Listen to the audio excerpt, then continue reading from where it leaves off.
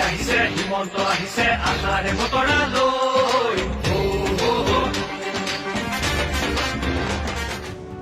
असम में जब विधानसभा चुनाव का प्रचार चल रहा था तब बीजेपी की रैलियों में एक गाना गूंजा करता था।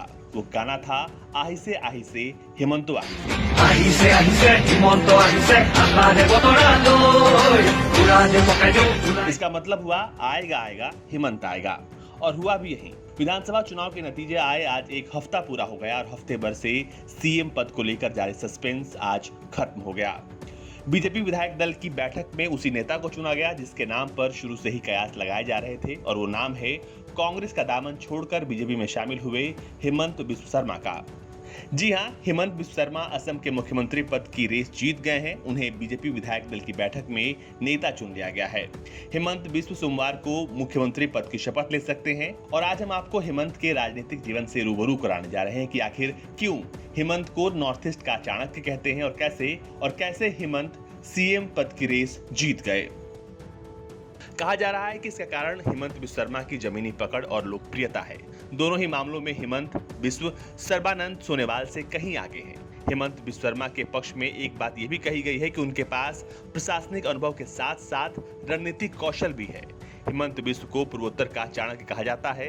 तभी तो जैसे ही हिमंत बिस्व कांग्रेस छोड़कर बीजेपी में आए, वैसे ही अगले विधानसभा चुनाव में बीजेपी की सरकार बन गई और कांग्रेस पिछड़ गई। इसके अलावा जो सबसे जरूरी फैक्टर ने काम किया वो ये कि पूर्वोत्तर में हिमंत बिस्व बीजेपी के संकट मोचक माने जाते हैं। इस बात को खुद पार्टी भी मानती है।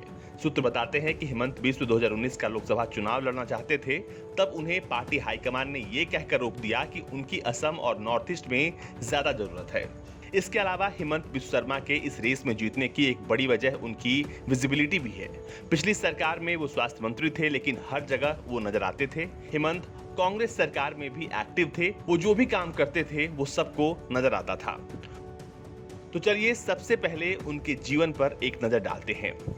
हिमंत बिस्व शर्मा का जन्म 1 फरवरी 1969 को गुवाहाटी के गांधी बस्ती उलूबुरु में हुआ।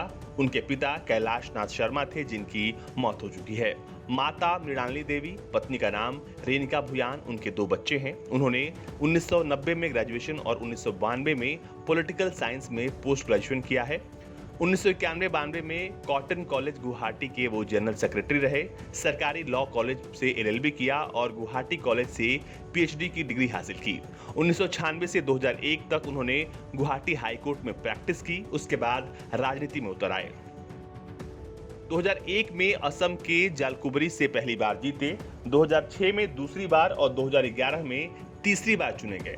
2016 के चुनाव में एक साल पहले कांग्रेस छोड़कर बीजेपी में वो आए थे। 2016 और 2021 में फिर बीजेपी की टिकट पर जालकुबरी सीट से जीत कर वो आए। हिमंत को असम की सियासत का एक ऐसा चेहरा कहते हैं जो हमेशा चर्चा में रहता है, कभी अपने बेबाक बोल तो कभी अपने विवादों को लेकर। हिमंत के असम की सत्ता के शीर्ष पर काबिज होने को महज एक औपचारिकता माना जा रहा है। हिमंत ने छात्र जीवन में ही राजनीति का कहरा सीखा और सियासत में आते ही छा गए।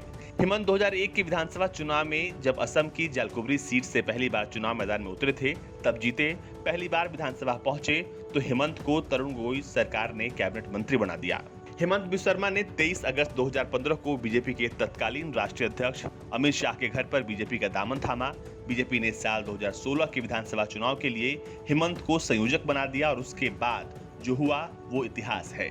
बीजेपी ने तरुण गोगोई की सरकार को उखाड़ फेंका। बीजेपी ने अकेले दम पर 60 विधानसभा सीटें जीती और कांग्रेस पार्टी महज 26 सीटों पर सिमट गई।